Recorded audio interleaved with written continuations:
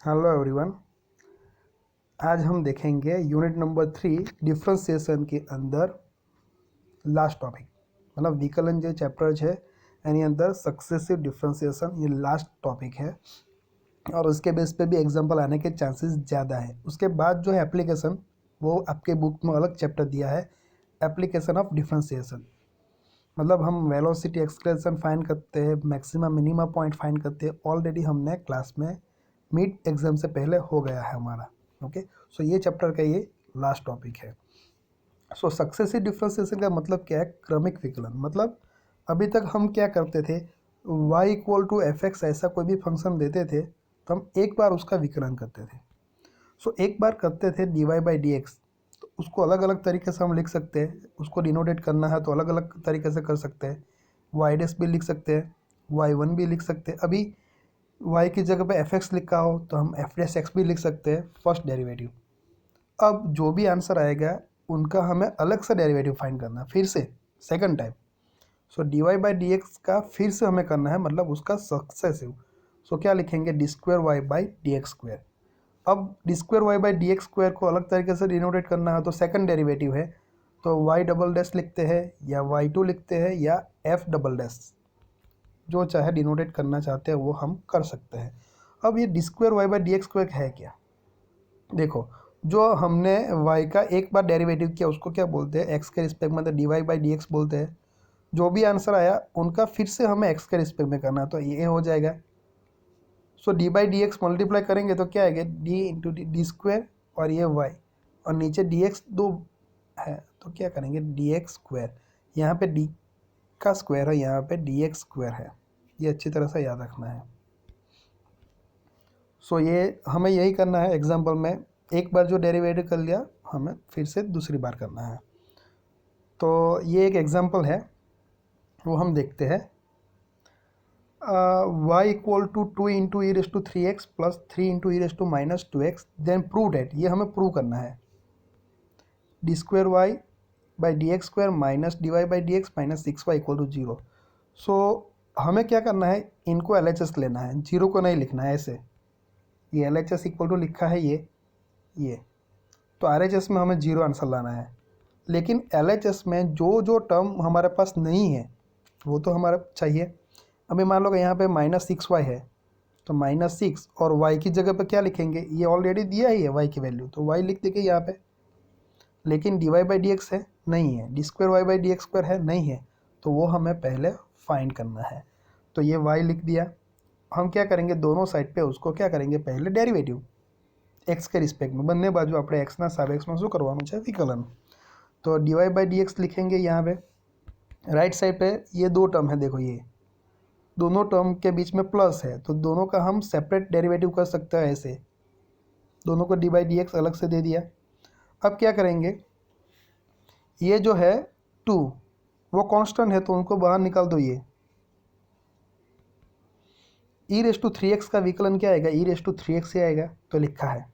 Okay, and x तो नहीं है यहाँ पे, क्या दिया है? 3x, तो 3x एक्स्ट्रा दिया है तो उसका फिर से विकलन करना है हमें मल्टीप्लाई करके।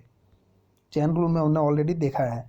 वैसे ही यहाँ पे 3 कांस्टेंट है तो ये 3 कांस्टेंट निकाल दिया। ई रेस टू माइनस 2x का आंसर क्या आएगा? ई रेस टू माइनस 2x ही आएगा, लेकिन माइनस 2x जो है उनका फिर से विकलन करना है हमें। सो ये 3x का विकलन नेक्स्ट क्या आएगा? ओनली 3, और ये माइनस 2x का क्या आएगा? माइनस 2। सो यहाँ पे क्या होगा? ये 2 इंटू 3 क्या आएगा? 6 into e raise to 3x, और ये 3 इंटू माइनस 2 है तो माइनस 6 हो जाएगा। तो यहाँ पे प्लस की जगह पे क्या कर दिया? Minus 6 e raise to minus 3x। So एक बात तो हमने ये डेरिवेटिव कर लिया, तो आंसर क्या है? D y by D x का हमारा ये इक्वेशन आ गया। अब हमें चाहिए क्या? यहाँ पे term d square Y by D x square भी चाहिए। तो जो आंसर आया है उनका फिर से डेरिवेटिव करो। सो फिर से डेरिवेटिव करेंगे दूसरी बात, तो d y by D x की जगह पर क्या लिखेंगे? D square Y by D x square.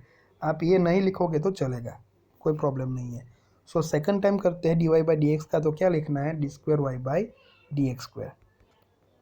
So right side में भी यहाँ पे भी डेरिवेटिव करना है। सो सेम हो गया, अभी जो हमने ये किया है वैसे ही मेथड से हमने करना है। तो ये दो टर्म के बीच में माइनस है तो दोनों का सेपरेट करेंगे, तो ऐसे दोनों को डी बाई डी एक्स दे दिया। 6 को कांस्टेंट है तो बाहर निकाल दिया, e⁻3x का विकलन e⁻3x, लेकिन x नहीं है यहाँ पे, क्या है 3x है, तो 3x का फिर से विकलन करना पड़ेगा मल्टीप्लाई करके।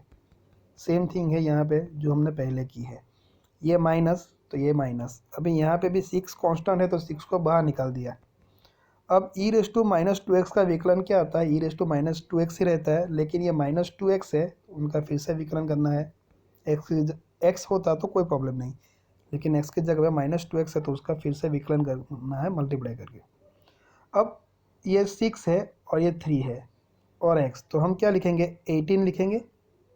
देखो हाँ सॉरी, इसका विकलन बाकी रह गया ना, 3x का क्या आंसर आएगा 3 और -2x का क्या आएगा -2।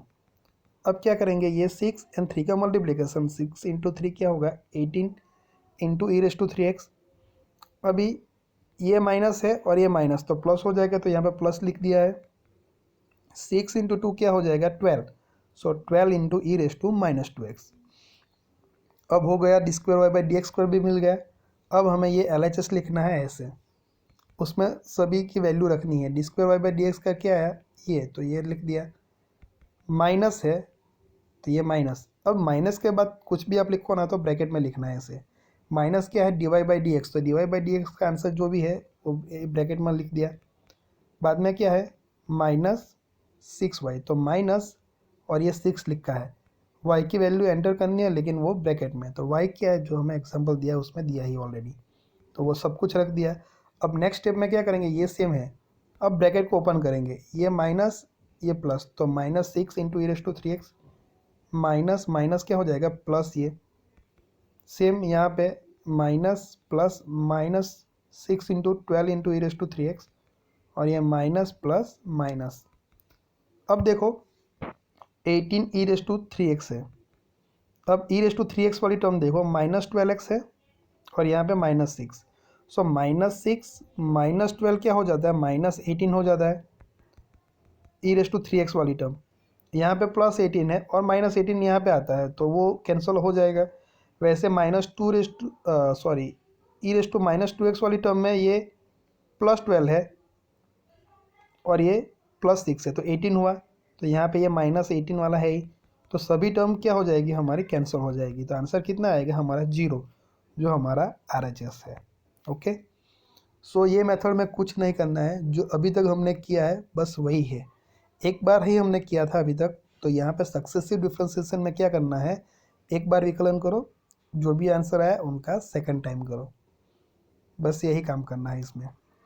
और मोस्टली ये ऐसे प्रूव करने के लिए देते हैं, तो LHS इक्वल टू RHS लेके आओ। नेक्स्ट वीडियो में हम उनके बेस पे और एक एग्जाम्पल देखेंगे। ओके।